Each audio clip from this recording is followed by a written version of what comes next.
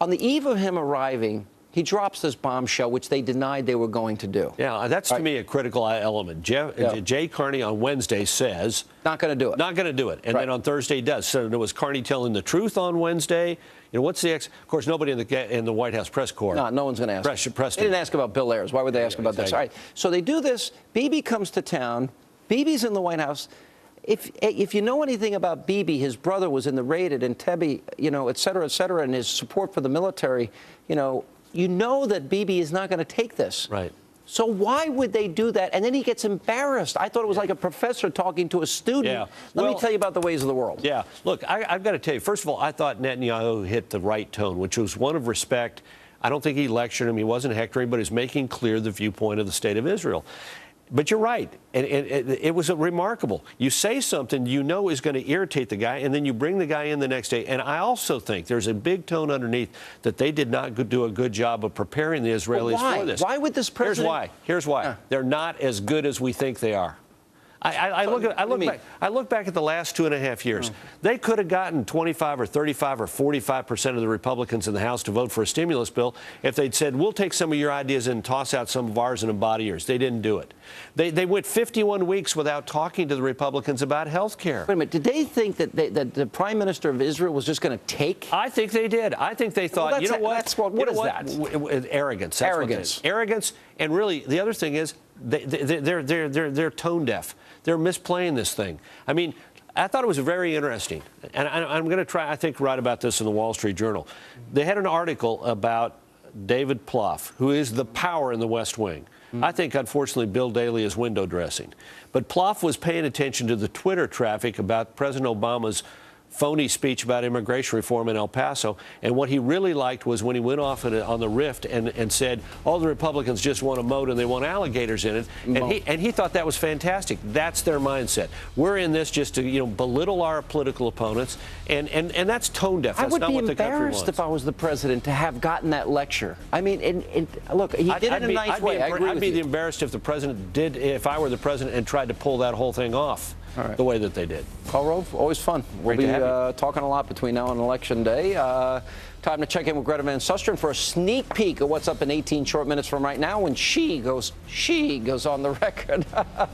Good evening from Houston. And tonight, Sean, we're going to follow the latest crisis going on in the state of Missouri. Obviously, horrible things are happening there. We get the very latest. Plus, Governor Tim Pawlenty is going on the record tonight. We're going to find out why he wants to be president. More importantly, does he back the Paul Ryan program? Plus, Donald Trump is teasing all of us. Is he changing his mind? Is he going to run? We have the very latest. Back to you. All right, Greta, coming up. When we come back, Bob Beckel faces off against Deirdre Imus on our Great American panel. Straight ahead.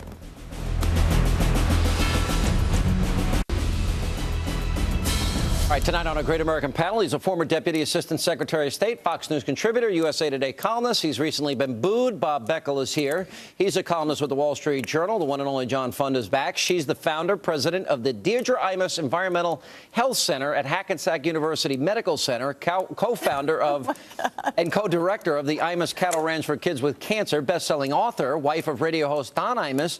The shortest introduction in history. You are sucking up tonight. I'm not sucking up. It's been a great show. It's terrific. Reading my whole bio. Is there anyone you like for president? Well, no. I mean, I kind of like Mitt Romney. All right, you kind of like, what do you think of Pawlenty? Do you like him? You like Michelle Bachmann? All right. Your husband will go nuts if you like Michelle Bachmann. Well, that's cool with me. I like his nuts. It's fun. No, I like her too. He goes nuts every time you talk. Yeah, he does. He goes nuts. And he's like this on the computer. He types on the computer like he's typing. Yeah, I know. These dramatic fingers. And it's usually like, I love Hannity, but he's a right-wing nut job. Anybody, who do you like? My job is to cover these people, so I prefer to comment on them rather than to say who I'm going to support. I haven't made up my mind. I don't agree this is a weak field. I'm tired of hearing this. They said that about your guy, Jimmy Carter, that he couldn't be elected, a peanut farmer. They said it about Ronald Reagan. Toxic peanuts, right? Too. Sean, the last person who won re-election with unemployment 7.3%. Thank you. Or above was Ronald Reagan. It was exactly at 7.3%. Since modern polling has been invented, and it was way on the way down. Way on the way down. And all the economic indicators were looking straight up.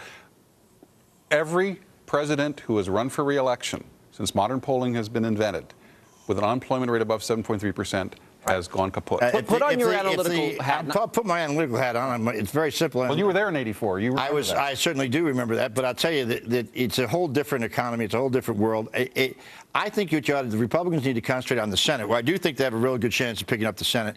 The presidency is a lock. Unless something dramatic happens, Barack Obama is going to walk over. I will take your bet. You asked for Israel, Palestine, the whole thing. That's not going to cost. 1967, 9 miles wide. It's not going to cost him any votes. Of course it will. A few votes, of course it will. But listen, you look at this field. You look at this field. As I said before, it is like this Republican field is so weak. And John was making fun of me. You get back about the 7 doors, but these people are all trying out for rolling the munchkins on the now Obama just lost a Wizard of lot. Oz. If the race is a referendum on Obama, it has to he can lose to almost any candidate if it's a referendum. All right. No, wait a minute. But I thought until this just happened that Obama was going to be a shoo-in. I mean, frankly, up until this point, it didn't look too good for the Republicans. You're not really putting that much emphasis on this 67 borderline. Yes, I am. That's because you live in New York. Maybe. I think we need to, too. But there's a bigger picture here. Mathematically, with the economy, every metric indicator that exists shows that that his promises have failed. So why he can't run on his record? He's going to run a negative campaign. You know, why do people buy into this notion that these candidates are weak when they haven't even gotten started yet? I don't know. I mean, you know, look at Donald Trump, too. He's in, he's out. I don't know how to take him. Would you like him to be president?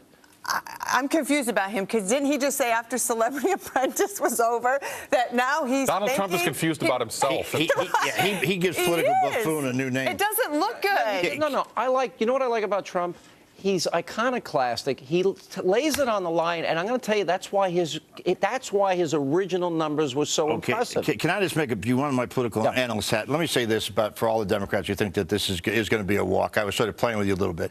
Somebody's going to get the Republican nomination, and that's going to be a big political player at the end of that night when they give an acceptance speech. I mean, they're going to have name recognition of 100%, and it's going to look much different. I've been there before on several occasions, and I can tell you that it really does change. One of these governors could become the Republican nominee, and they'll be taken as a serious player. I just think that what John talks about, and if you look at statistically, a lot of things are moving in the right direction for Obama. A lot of things are moving in the right direction.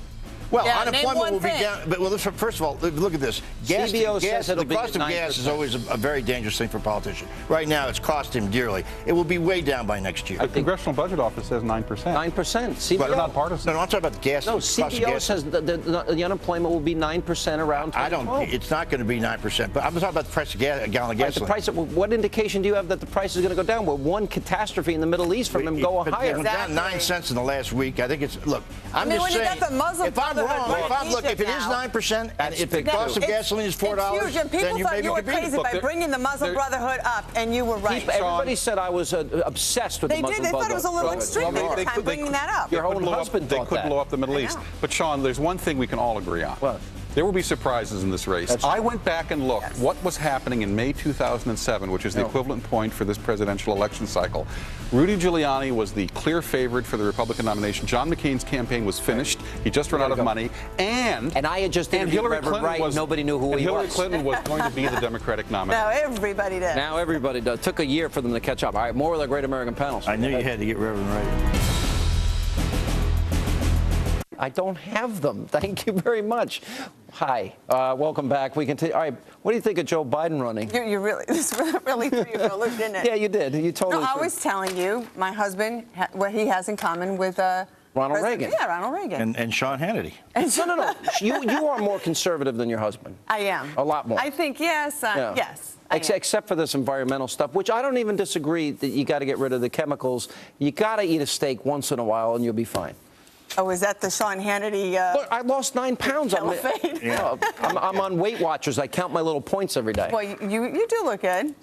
Decent. Better. No, you do. Last time you were on, your son called me a pelican. He said I had a pelican. But I can't take him seriously because 1 minute you're eating burgers and steaks every night. No, I'm not. I have French fries, and then you tell me, but look at all the weight I lost, and I'm eating dietary things. Can we talk about something here? I didn't come all the way up from Washington. This is about your eating burgers. Or we could talk about hearing aids like we were. Linebacker Ray Lewis tells ESPN that crime's going to increase if the NFL season is canceled. This is what he said. I think. Anyway, all right, this is what he said.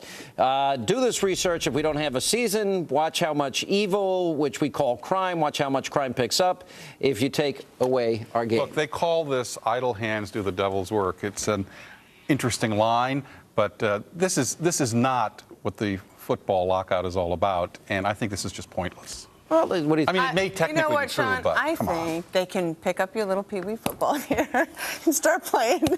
I mean, I have an idea. Liberals versus the conservatives. You know, there's a I'd rule. be more than happy to play with you in football any You couldn't day. catch me, which is the problem. Well, you'd be running, that's for sure. I'm good at But if he ever did I've tackle seen you, you play, yes. But seriously, Sean, if they have such disrespect for their fans, you know, you're not supposed to attack the customers. That's really attacking the customers. If football is not on, our customers are going to be out robbing people. They're going to get a collective bargaining agreement. There's going to be an NFL season. There's too much money at risk all the way around, and it's going to happen. I mean, I wouldn't. And I think what Ray Lewis is probably talking about is that all these fans will have nothing else to do with instead of sitting in front of their TV, they're about robbing. Let me go back to politics. Can I ask you a question? Yeah. When Benjamin Netanyahu, who I'm going to interview tomorrow, when he went to the White House after he got sandbagged by your president, and with the 67 borders. And the question is, weren't you embarrassed that Bibi had to take him to basically hold his hand and let me explain Hezbollah, Hamas, Syria, Iranian. I have no interest in what Bibi Netanyahu says. I think he's a right-wing candidate, and he's been playing footsies with the religious parties in Israel. No president has ever suggested what Obama suggested. Every president has suggested. Not one. You can't name one. Well, then they didn't say it the way he said it.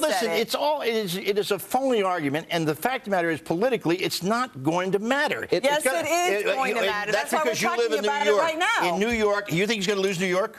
You think he's going to lose New Jersey? I think he's going to lose a lot of votes from there's that. Something else. But it goes beyond us. There's something else in politics besides votes, and it certainly matters in New York and Florida. It's called dollars. There are a lot of donors who care about Israel who are going to close their checkbooks for the next little bit until they find out if Barack Obama can I just say is going to go off on this You think we could do tangent. some of our policy in the Middle East and not make it dependent on Israel and Palestine? Excuse me. Israel shares our values. Israel is the only democracy in the region, surrounded by Islamic radicals firing missiles 7,000 Hamas has said their mission isn't done until all Jews are dead. I understand all that, but in their charter, never going to let that happen. The point is that there's a lot going on in the Middle East. How do you negotiate with a PLO if how could you don't?